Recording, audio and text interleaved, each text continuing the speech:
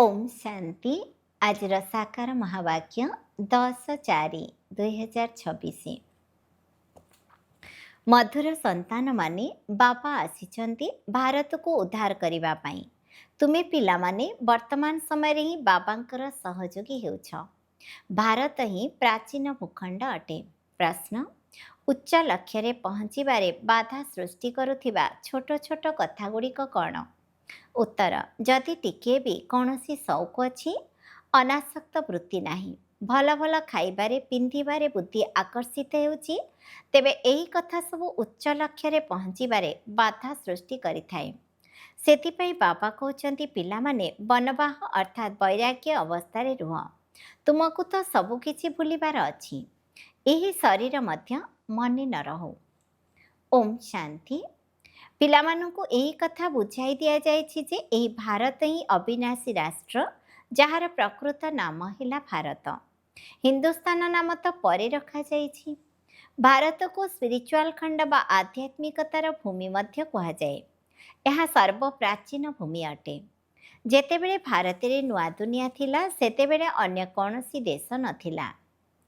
मुख्य धर्म ही होछि इस्लामी, बौद्धी एवं ख्रिस्टियान। एबे तो बहुत देश महादेश होई गलेनी। भारत अविनाशी भूमि अटे, जहाकु हेभेन अर्थात स्वर्ग कहा जाउछि। नुआ दुनिया रे केवल गोटिए देश भारत ही थिला एवं जहार रचयिता हेले परमपिता परमात्मा, स्वर्गीय ईश्वर पिता। भारतवासी जानिछंती जे ई भारत अविनाशी भूमि अटे। भारत दिने स्वर्ग थिला। जदि कहार मृत्यु होई थाए तेबे कहंती से स्वर्ग को गला। सेमाने भाबुछंती स्वर्ग केउठी उपरे अछि। दिलवाड़ा मंदिर रे मध्य वैकुंठ अर्थात स्वर्गर चित्र उपरे नर्चन उपरे देखाई देछंती, किंतु एकथा कहा बुद्धि रे नाही जे भारत ही स्वर्ग थिला, जहाकी एबे नाही। एबे तो नरक पलटि जाइछि। तेबे एहाकु मध्य अज्ञानता कहाजिबो।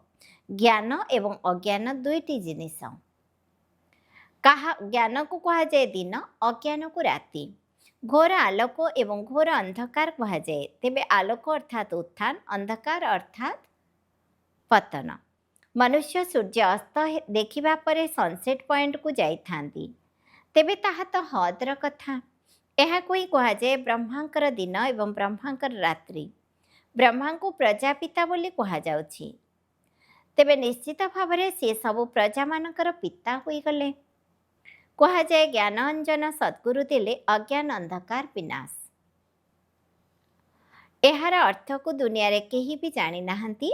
एहा हेला नुआ दुनिया पाई नुआ ज्ञान। स्वर्ग स्थापन करिबा पाई स्वर्गीय ईश्वर पितांकर ज्ञान आवश्यक। गायन करछंती परम पिता परमात्मा ज्ञानर भंडार अटंती। तेबे से शिक्षक मध्य होई गले, जहां को पतित पावन बोली कहा जाउछि। आउ काहाकू पतित पावन कहा जाई पारिबो नाही। श्रीकृष्ण को मध्य कहा जाई पारिबो नाही। पिता तो समस्तंकर जणे ही अटंती। श्रीकृष्ण तो समस्तंकर पिता नुहंती। सी जेतेबेले बड़ हेबे एवं विवाह करिबे, तापरे दुईटी पिलांकर पिता हेबे। राधे कृष्ण को राजकुमार राजकुमारी कहा जाए। तेणु केबे तांकर स्वयंवर मध्य होइथिबो एवं विवाह परे माँ होई पारिबे, माँ बापा होई पारिबे। तांको केबे के वर्ल्ड गॉडफादर फादर अर्थात सारा विश्वर ईश्वर पिता कहि पारिबे नाही। विश्वर ईश्वर पिता एकमात्र निराकार बाबा को कहा जाए। ग्रेट ग्रेट ग्रैंडफादर अर्थात आदि पिता शिव बाबा को कहा जाए नहीं। ग्रेट ग्रेट ग्रैंडफादर आदि पिता हेले प्रजापिता ब्रह्मा। तांकठारु वंश आरंभ हेउछि। से हेले निराकार ईश्वर पिता, निराकार आत्मा मानकर पिता। निराकारी आत्मा माने एठारे शरीर धारण करिछंती, तेणु भक्ति मार्गरे तांको डाकुछंती। एसबु नुआ कथा तुमे माने एबे शुणुछ, जेउ कथा यथार्थ भावरे कौनसी शास्त्र रे नाही। बाबा कहउचंती मु सम्मुखरे बसी पिलामानंकु बुझाउछि, पुणी एही ज्ञान गुप्त होई जाउछि। जेतेबेले बापा आसीबे सेतेबेले जाई यथार्थ ज्ञान सुनाइबे। बाबा निजर पिलामानंकु ही सम्मुखरे बुझाई संपत्ति देउछंती, पुणी परे एहार शास्त्र तैयारी हेउछि। तेणु यथार्थ भावरे तो होई पारिबो नाही, कारण सत्यर दुनिया समाप्त होई मिथ्या दुनिया होई जाए। तेणु एठारे मिथ्या जिनिस ही थिबो, कारण एठार समस्तंकर ତଳକୁ ଖସିବାର କଳା ହୋଇଯାଇଥାଏ। ସତ୍ୟତା ଦ୍ୱାରା ତ ଉନ୍ନତିର କଳା ହୋଇଥାଏ। ଭକ୍ତି ହେଲା ରାତି ଏବଂ ଅନ୍ଧକାର ରାତିରେ ଝୁଣ୍ଟିବାକୁ ପଡ଼ିଥାଏ। ଏଠାରେ ସମସ୍ତେ ମୁଣ୍ଡ ନୁଆଇ ଚାଲିଛନ୍ତି, କାରଣ ଏଠାରେ ଅଜ୍ଞାନତା ରୂପୀ ଘୋର ଅନ୍ଧକାର ରହିଛି। ମନୁଷ୍ୟମାନେ ତ କିଛି ବି ଜାଣିପାରୁନାହାନ୍ତି, ଦ୍ୱାର ଦ୍ୱାର ଧକ୍କା ଖାଇ ଚାଲିଛନ୍ତି। ସୂର୍ଯ୍ୟରେ ମଧ୍ୟ ଉଦୟ ଏବଂ ଅସ୍ତ ହୋଇଥାଏ, ଯାହାକି ପିଲାମାନେ ଯାଇ ଦେଖନ୍ତି। ଏବେ ତ ତୁମ ପିଲାମାନଙ୍କୁ ଜ୍ଞାନ ସୂର୍ଯ୍ୟଙ୍କର ଉଦୟ ହେବା ଦେଖିବାକୁ ହେବ। ଭାରତର ଉତ୍ଥାନ ଏବଂ ପତନ ଯେଭଳି ସୂର୍ଯ୍ୟ ବୁଡ଼ି ଯାଉଛି, ସେଭଳି ଭାରତ ମଧ୍ୟ ବୁଡ଼ି ଯାଉଛି। ସତ୍ୟନାରାୟଣଙ୍କ କାହାଣୀରେ ମଧ୍ୟ ଏଭଳି ଦେଖାଇଛନ୍ତି ଯେ ଭାରତରେ ନୌକା ତଳକୁ ଚାଲି ଯାଉଛି, ପୁଣି ବାବା ଆସି ତାକୁ ଉଦ୍ଧାର କରୁଛନ୍ତି। ତୁମେମାନେ ଏହି ଭାରତକୁ ପୁନର୍ବାର ଉଦ୍ଧାର କରୁଛ, ଏକଥା କେବଳ ତୁମେମାନେ ହିଁ ଜାଣିଛ। ତୁମେମାନେ ସମସ୍ତଙ୍କୁ ନିମନ୍ତ୍ରଣ ମଧ୍ୟ ଦେଉଛ। ନବନିର୍ମାଣ ପ୍ରଦର୍ଶନୀ ନାମ ମଧ୍ୟ ଠିକ୍ ଅଛି। ନୂଆ ଦୁନିଆ କିପରି ସ୍ଥାପନ ହେଉଛି ତାର ଜ୍ଞାନ ପ୍ରଦର୍ଶନୀ ଚିତ୍ର ଦ୍ୱାରା ଦିଆଯାଇଥାଏ। ତେବେ ସେହି ନାମ ଚାଲି ଆସିଥିଲେ ଭଲ। ନୂଆ ଦୁନିଆ କିପରି ସ୍ଥାପନ ହେଉଛି ବା ଉତ୍ଥାନ କିପରି ହେଉଛି, ଏକଥା ତୁମେମାନେ ପ୍ରଦର୍ଶନୀ ଚିତ୍ରରେ ଦେଖାଉଛ। ତେବେ ନିଶ୍ଚିତ ପୁରୁଣା ଦୁନିଆ ଅସ୍ତ ହେଉଛି, ସେଥିପାଇଁ ଦେଖାଉଛନ୍ତି ଯେ ଉତ୍ଥାନ କିପରି ହେଉଛି। ରାଜ୍ୟ ନେବା ଏବଂ ହରାଇବା ଏହା ମଧ୍ୟ ଏକ କାହାଣୀ ଅଟେ। 5000 ବର୍ଷ ପୂର୍ବେ ଭାରତ କ'ଣ ଥିଲା? ତେବେ କୁହାଯିବ ସୂର୍ଯ୍ୟବଂଶୀମାନଙ୍କର ରାଜ୍ୟ ଥିଲା। ଏବେ ପୁଣି ଚନ୍ଦ୍ରବଂଶୀ ରାଜ୍ୟ ସ୍ଥାପନ ହେଲା। ସେମାନେ ତ ଜଣେ ଅନ୍ୟ ଜଣଙ୍କ ଠାରୁ ରାଜ୍ୟ ନେଇଥାନ୍ତି। ଏଭଳି ମଧ୍ୟ କୁହାଯାଉଛି ଯେ ସେ ଅମୁକଙ୍କ ଠାରୁ ରାଜ୍ୟ ନେଲେ। ସେମାନେ ସିଡ଼ି ଚିତ୍ରର ଅର୍ଥକୁ ବୁଝି ନାହାନ୍ତି। ଏକଥା ତ ବାବା ବୁଝାଉଛନ୍ତି ଯେ ତୁମେମାନେ ସୁବର୍ଣ୍ଣ ଯୁଗରୁ ରୌପ୍ୟ ଯୁଗକୁ ଗଲ, ସିଡ଼ିରେ ତଳକୁ ଖସି ଖସି ଆସିଲ। ଏହା 84 ଜନ୍ମର ସିଡ଼ି ଅଟେ। ସମସ୍ତଙ୍କୁ ସିଡ଼ିରେ ଓହ୍ଲାଇବାକୁ ପଡ଼ିଥାଏ, ପୁଣି ଚଢ଼ିବାକୁ ମଧ୍ୟ ପଡ଼ିଥାଏ। ପତନର ରହସ୍ୟକୁ ମଧ୍ୟ ବୁଝାଇବାକୁ ପଡ଼ିଥାଏ। ଭାରତର ପତନ କେତେ ସମୟ ଏବଂ ଉତ୍ଥାନ କେତେ ସମୟ। ଭାରତବାସୀମାନଙ୍କର ପତନ ଏବଂ ଉତ୍ଥାନ ବିଚାରସାଗର ମନ୍ଥନ କରିବାକୁ ପଡ଼ିଥାଏ ଯେ ମନୁଷ୍ୟମାନଙ୍କର କିପରି ପ୍ରଲୋଭିତ କରିବାକୁ ହେବ ଏବଂ ନିମନ୍ତ୍ରଣ ମଧ୍ୟ ଦେବାକୁ ହେବ।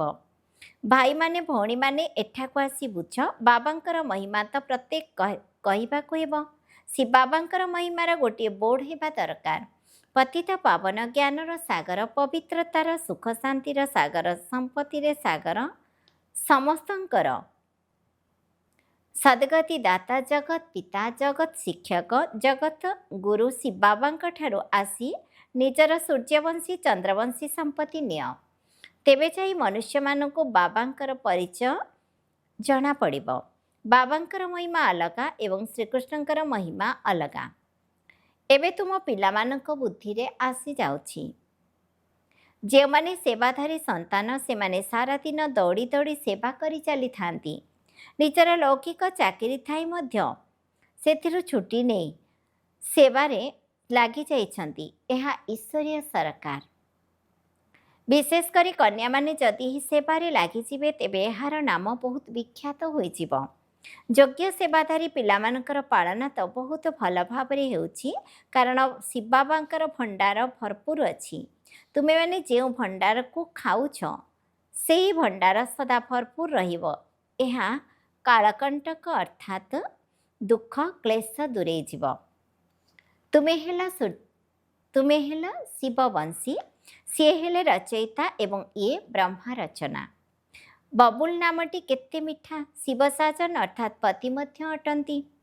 ଶିବ ବାବାଙ୍କର ମହିମା ବି ଅଲଗା। ନିରାକାର ଶବ୍ଦ ଲେଖିବା ଦ୍ୱାରା ଭାବୁଛନ୍ତି ତାଙ୍କର କୌଣସି ଆକାର ନାହିଁ।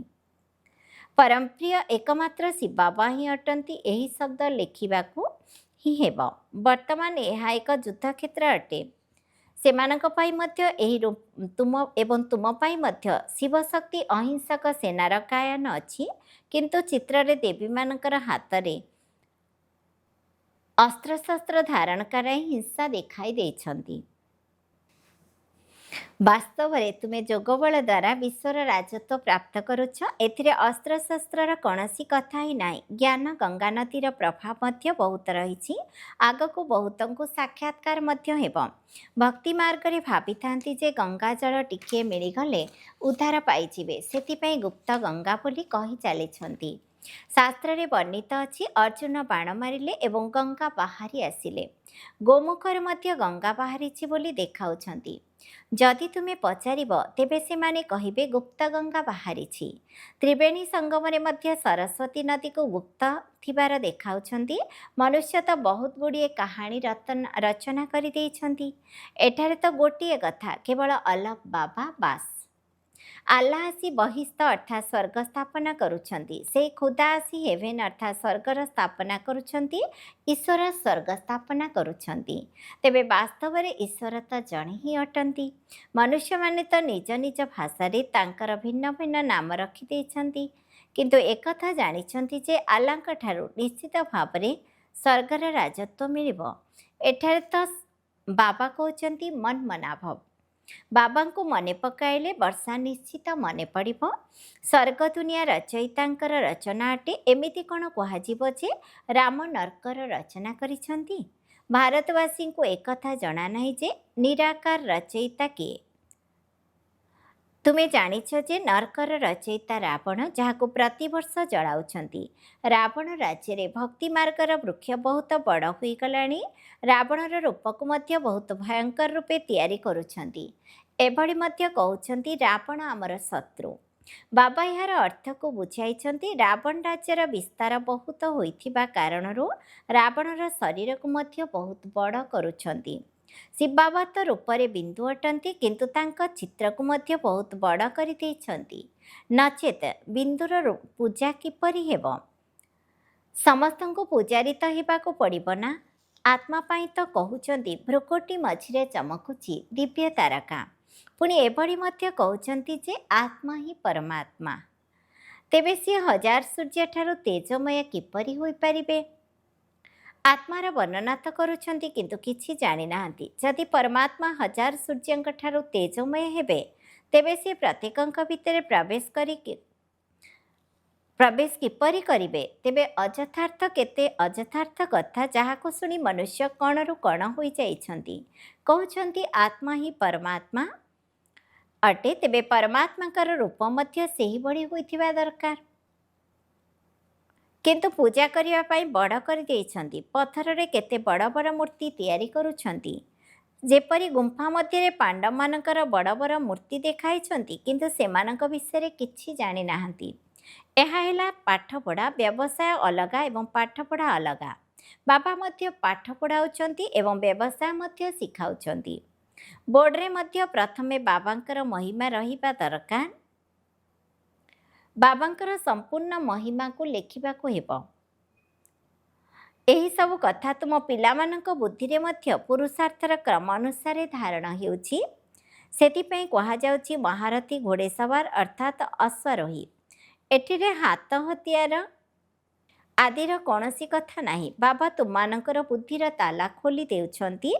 ତୁମମାନଙ୍କ ବୁଦ୍ଧିରେ ଯେଉଁ ଗଡରେଜ୍ର ତାଲା ଲାଗିଛି, ତାହା ଆଉ କେହି ଖୋଲିପାରିବେ ନାହିଁ। ଯେତେବେଳେ ବାବାଙ୍କ ପାଖକୁ ପିଲାମାନେ ମିଶିବା ପାଇଁ ଆସୁଛନ୍ତି, ବାବା କହୁଛନ୍ତି ଯେ ଆଗରୁ କେବେ ବାବାଙ୍କ ସହିତ ମିଶିଛ? ଏହି ସ୍ଥାନରେ ଏହି ଦିନ କେବେ ମିଶିଥିଲ? ତେଣୁ ପିଲାମାନେ କହୁଛନ୍ତି ହଁ ବାବା, 5000 ବର୍ଷ ପୂର୍ବରୁ ମିଶିଥିଲେ। ତେବେ ଏହିସବୁ କଥାକୁ ଏଭଳି ଭାବରେ କେହି ପଚାରି ପାରିବେ ନାହିଁ। ଏହା କେତେ ଗୁହ୍ୟ ଏବଂ ବୁଝିବାର କଥା। ଜ୍ଞାନର କେତେ ଉପାୟ ବାବା ବୁଝାଉଛନ୍ତି, କିନ୍ତୁ ଧାରଣା ଅନୁସାରେ କ୍ରମ ଅନୁସାରେ ହେଉଛି। ଶିବ ବାବାଙ୍କର ମହିମା ଅଲଗା, ବ୍ରହ୍ମା ବିଷ୍ଣୁ ଶଙ୍କରଙ୍କର ମହିମା ଅଲଗା। ପ୍ରତ୍ୟେକଙ୍କର ପାର୍ଟ ଅଲଗା ଅଲଗା, ଯାହାକି ଜଣକ ପାଇଁ ଅନ୍ୟ ଜଣଙ୍କ ସହିତ ମିଶିପାରିବ। ଏହା ଅନାଦି ଡ୍ରାମା ଅଟେ, ଯାହାର ପୁଣି ପୁନରାବୃତ୍ତି ହେବ। ଏବେ ତୁମମାନଙ୍କ ବୁଦ୍ଧିରେ ପକ୍କା ହୋଇଗଲାଣି ଯେ ଆମେ କିପରି ବ୍ରହ୍ମଲୋକକୁ ଯାଉଛୁ, ପୁଣି ପାଠ କରିବା ପାଇଁ ଏଠାକୁ ଆସୁଛୁ। ଆତ୍ମା ସୂକ୍ଷ୍ମଲୋକ ଦେଇ ବ୍ରହ୍ମଲୋକକୁ ଯାଏ, କିନ୍ତୁ ସତ୍ୟଯୁଗକୁ ଆସିବା ସମୟରେ ସୂକ୍ଷ୍ମଲୋକ ନଥାଏ। ସୂକ୍ଷ୍ମଲୋକର ସାକ୍ଷାତକାର କେବେ କାହାକୁ ହୁଏ ନାହିଁ। ସୂକ୍ଷ୍ମଲୋକର ସାକ୍ଷାତକାର କରିବା ପାଇଁ କେ ତପସ୍ୟା କରନ୍ତି ନାହିଁ, କାରଣ ତାଙ୍କୁ କେହି ଜାଣିନାହାନ୍ତି। ସୂକ୍ଷ୍ମଲୋକର ଭକ୍ତ ମଧ୍ୟ କେହି ନଥିବେ। ସୂକ୍ଷ୍ମଲୋକର ରଚନା ବାବା ଏବଂ ଏବେ କରିଛନ୍ତି। ଆମେମାନେ ଭାୟା ସୂକ୍ଷ୍ମଲୋକ ଦେଇ ବ୍ରହ୍ମଲୋକକୁ ଯାଇ ପୁଣି ନୂଆ ଦୁନିଆକୁ ଆସିବା। ବର୍ତ୍ତମାନ ତୁମେମାନେ ସେଠାକୁ ଯିବା ଆସିବା କରୁଛ। ଏବେ ତୁମର ନିର୍ବନ୍ଧ ହୋଇଯାଇଛି। ଏହା ତୁମର ବାପଘର। ବିଷ୍ଣୁଙ୍କୁ ପିତା କୁହାଯିବ ନାହିଁ। ବିଷ୍ଣୁପୁରୀ ହେଲା ତୁମମାନଙ୍କ ଶ୍ୱଶୁର ଘର। ଯେତେବେଳେ କନ୍ୟା ଶ୍ୱଶୁର ଘରକୁ ଯାଏ, ସେତେବେଳେ ସବୁ ପୁରୁଣା ବସ୍ତ୍ରକୁ ବାପ ଘରେ ଛାଡ଼ି ଦେଇଥାଏ। ତେବେ ତୁମେମାନେ ପୁରୁଣା ଦୁନିଆକୁ ଛାଡ଼ିଦେବ। ତୁମର ଏବଂ ସେହି କନ୍ୟାମାନଙ୍କର ବନବାହ ଅର୍ଥାତ୍ ମଙ୍ଗୁଳା ହେବାରେ କେତେ ଅନ୍ତର ରହିଛି। ତେବେ ତୁମକୁ ମଧ୍ୟ ବହୁତ ଅନାସକ୍ତ ହୋଇ ରହିବା ଉଚିତ। ଦେହାଭିମାନକୁ ତୁଟେଇ ଦେବା ଉଚିତ। ମୂଲ୍ୟବାନ ଶାଢ଼ୀ ପିନ୍ଧିବା ଦ୍ୱାରା ତୁରନ୍ତ ଦେହାଭିମାନ ଆସିଯିବ। ମୁଁ ଆତ୍ମା, ଏହି କଥା ଭୁଲି ହୋଇଯିବ। ବର୍ତ୍ତମାନ ତୁମେମାନେ ବନବାହରେ ଅଛ। ବନବାହ ଏବଂ ବାନପ୍ରସ୍ଥ ଏକା କଥା। ଯଦି ଏହି ଶରୀରକୁ ହିଁ ଛାଡ଼ିବାକୁ ପଡ଼ିବ, ତେବେ କ'ଣ ଏହି ଶାଢ଼ୀକୁ ଛାଡ଼ିପାରିବ ନାହିଁ? ଏହି କଥାକୁ ଶସ୍ତା ଶାଢ଼ୀ ମିଳିଯାଉଛି, ତେବେ ତା'ର ମନ ଦୁଃଖ ହୋଇଯାଇଛି। ଏଥିରେ ତ ମନ ଖୁସି ହେବା ଦରକାର। ଭଲ ହେଲା ଯାହାକି ଶସ୍ତା ଶାଢ଼ୀ ମିଳିଲା। ଅଧିକ ମୂଲ୍ୟବାନ ଜିନିଷର ତ ଅଧିକ ଯତ୍ନ ନେବାକୁ ପଡ଼ିଥାଏ। ଭଲ ପିନ୍ଧିବା, ଭଲ ଖାଇବା, ଏହିଭଳି ଛୋଟ ଛୋଟ କଥା ମଧ୍ୟ ଉଚ୍ଚ ଲକ୍ଷ୍ୟରେ ପହଞ୍ଚିବାରେ ବାଧା ସୃଷ୍ଟି କରିଥାଏ। ଲକ୍ଷ୍ୟ ତ ବହୁତ ଶ୍ରେଷ୍ଠ। କାହାଣୀରେ ମଧ୍ୟ ଶୁଣିଛ ଯେ ସ୍ୱାମୀଙ୍କୁ କହିଲେ, ଏହି ବାଡ଼ିଟିକୁ ମଧ୍ୟ ଛାଡ଼ି ଦେଇ ଚାଲ। ବାବା କହୁଛନ୍ତି, ଏହି ପୁରୁଣା ଦେହ, ପୁରୁଣା ଦୁନିଆ ସବୁ ସମାପ୍ତ ହୋଇଯିବ। ସେଥିପାଇଁ ଏହି ଦୁନିଆରୁ ବୁଦ୍ଧିର ଯୋଗକୁ ତୁଟେଇବାକୁ ହେବ। ଏହାକୁ ହିଁ ବେହଦର ସନ୍ନ୍ୟାସ କୁହାଯାଏ। ସେଥିପାଇଁ ନୂଆ ଦୁନିଆରୁ ବୁଦ୍ଧିର ଯୋଗକୁ ତୁଟାଇବାକୁ ହେବ। ଏହାର ହିଁ ବେହଦର ସନ୍ନ୍ୟାସ କୁହାଯାଏ। ସନ୍ନ୍ୟାସୀମାନେ ତ ହଦର ସନ୍ନ୍ୟାସ କରିଥାନ୍ତି। ଏବେ ତ ସେମାନେ ସହର ଭିତରକୁ ଆସିଗଲେଣି। ଆଗରୁ ତ ସେମାନଙ୍କର ଭିତରେ ବହୁତ ଶକ୍ତି ଥିଲା। ଏବେ ସେମାନେ ମଧ୍ୟ ତଳକୁ ଖସି ଯାଉଛନ୍ତି। ତେଣୁ ତାଙ୍କର କ'ଣ ମହିମା ହେବ? ନୂଆ ନୂଆ ଆତ୍ମାମାନେ ଶେଷ ପର୍ଯ୍ୟନ୍ତ ପାଠ କରିବା ପାଇଁ ଆସିବାରେ ଲାଗିଛନ୍ତି। ତେବେ ସେମାନଙ୍କ ଭିତରେ କ'ଣ ଶକ୍ତି ଥିବ? ତୁମେ ତ ପୁରା 84 ଜନ୍ମ ନେଉଛ। ଏହିସବୁ କଥାକୁ ବୁଝିବା ପାଇଁ କେତେ ଭଲ ବୁଦ୍ଧି ଦରକାର। ଯେଉଁମାନେ ସେବାଧାରୀ, ସେମାନେ ନିଶ୍ଚିତ ଭାବରେ ସେବାରେ ଉଛୁଳିବେ, ଅର୍ଥାତ୍ ସେମାନଙ୍କ ଭିତରେ ସେବାର ଉମଙ୍ଗ ଉତ୍ସାହ ରହିବ। ଜ୍ଞାନର ସାଗରଙ୍କ ସନ୍ତାନ ଏଭଳି ଭାଷଣ କରିବା ଉଚିତ ଯେପରି ବାବା ଉଛୁଳୁଛନ୍ତି। ଏଥିରେ ଡରିବା ଉଚିତ ନୁହେଁ। ଆଚ୍ଛା, ମିଠା ମିଠା ଶିଖିଲ ଦେ ସନ୍ତାନମାନଙ୍କ ପ୍ରତି ମାତା ପିତା ବାପଦାଦାଙ୍କର ମଧୁର ସ୍ନେହ ସମ୍ପନ୍ନ ଶୁଭେଚ୍ଛା ଏବଂ ସୁପ୍ରଭାତ। ଆତ୍ମିକ ପିତାଙ୍କର ଆତ୍ମିକ ସନ୍ତାନମାନଙ୍କୁ ନମସ୍ତେ। ଆମ ଆତ୍ମିକ ସନ୍ତାନମାନଙ୍କର ମଧ୍ୟ ଆତ୍ମିକ ପିତାଙ୍କୁ ନମସ୍ତେ, ନମସ୍ତେ, ନମସ୍ତେ। ଧାରଣା ପାଇଁ ମୁଖ୍ୟ ସାରାଂଶ 1 ନମ୍ବର, ବୁଦ୍ଧି ଦ୍ୱାରା ବେହଦର ସନ୍ନ୍ୟାସ କରିବାକୁ ହେବ। ବର୍ତ୍ତମାନ ଘରକୁ ଫେରିଯିବାର ସମୟ। ସେଥିପାଇଁ ପୁରୁଣା ଦୁନିଆ ଏବଂ ପୁରୁଣା ଶରୀରଠାରୁ ଅନାସକ୍ତ ଅର୍ଥାତ୍ ନିର୍ମୋହୀ ହୋଇ ରହିବାକୁ ହେବ। 2 ନମ୍ବର, ଡ୍ରାମାର ପ୍ରତ୍ୟେକ ଦୃଶ୍ୟକୁ ଦେଖି ସର୍ବଦା ହର୍ଷିତ ହୋଇ ରହିବାକୁ ହେବ। ବରଦାନ, ବାପଦାଦାଙ୍କୁ ନିଜର ସାଥୀ ମନେକରି 2 ଗୁଣା ଶକ୍ତିଶାଳୀ ହୋଇ କାର୍ଯ୍ୟ କରୁଥିବା ସହଜ ଯୋଗୀ ହୁଅ। ଯେକୌଣସି କାର୍ଯ୍ୟ କରିବା ସମୟରେ ଯଦି ବାପଦାଦାଙ୍କୁ ନିଜର ସାଥୀ କରିଦେବ, ତେବେ 2 ଗୁଣା ଶକ୍ତିର ସ୍ୱତଃ କାର୍ଯ୍ୟ ହେବ ଏବଂ ସ୍ମୃତି ମଧ୍ୟ ସବୁ ସହଜରେ ରହିପାରିବ। କାହିଁକି ନା ଯେ ସର୍ବଦା ସାଥିରେ ରହିଥାଏ, ତାର ସ୍ମୃତି ସ୍ୱତଃ ଭାବରେ ବୁଦ୍ଧିରେ ରହିଥାଏ। ତେଣୁ ଏହିଭଳି ସାଥୀ ହୋଇ ରହିବା ଦ୍ୱାରା, ବୁଦ୍ଧି ଦ୍ୱାରା ନିରନ୍ତର ସତ୍ୟ ପିତାଙ୍କର ସଙ୍ଗ କରିବା ଦ୍ୱାରା ସହଯୋଗୀ ହୋଇଯାଏ ଏବଂ ସଙ୍ଗ ଶକ୍ତିଶାଳୀ ହେବାର କାରଣରୁ ପ୍ରତ୍ୟେକ କର୍ତ୍ତବ୍ୟ କରିବାରେ 2 ଗୁଣା ଶକ୍ତି ରହିବ, ଯାହାଦ୍ୱାରା ପ୍ରତ୍ୟେକ କାର୍ଯ୍ୟରେ ସଫଳତାର ଅନୁଭୂତି ହେବ। ସ୍ଲୋଗାନ, ମହାରଥୀ ତାଙ୍କୁ କୁହାଯିବ ଯେଉଁମାନେ କେବେ ବି ମାୟାର ପ୍ରଭାବରେ ପରବଶ ହୁଅନ୍ତି ନାହିଁ। ଅବ୍ୟକ୍ତି ସାରା, ମହାନ ହେବା ପାଇଁ ମଧୁରତା ଏବଂ ନମ୍ରତାର ଗୁଣକୁ ଧାରଣ କର। ମଧୁରତା ହିଁ ବ୍ରାହ୍ମଣ ଜୀବନର ମହାନତା ଅଟେ। ଯେଉଁମାନେ ମଧୁରତା ରହିଛି, ସେଠାରେ ପବିତ୍ରତା ମଧ୍ୟ ରହିଛି। ପବିତ୍ରତା ବିନା ମଧୁରତା ଆସିପାରିବ ନାହିଁ। ବୁଦ୍ଧିରେ ଯେତିକି ନିଶା ରହିଥିବ ସେତିକି କର୍ମରେ ନମ୍ରତା ଏବଂ ବାଣୀରେ ମଧୁରତା ମଧ୍ୟ ରହୁଥିବ। ଏହିଭଳି ନିଶା ରହିବା ଦ୍ୱାରା କେବେ କୌଣସି ପ୍ରକାର କ୍ଷତି ହେବ ନାହିଁ। ସିଦ୍ଧିପ୍ରାପ୍ତ କରୁଥିବା ପିଲାମାନେ ନିଜକୁ ସର୍ବଦା ନମ୍ରଚିତ୍, ନିର୍ମାଣ, ପ୍ରତ୍ୟେକ କଥାରେ ନିଜକୁ ଗୁଣଗ୍ରାହୀ ଏବଂ ମଧୁରତା ସମ୍ପନ୍ନ କରିଥାନ୍ତି। ଓମ୍ ଶାନ୍ତି।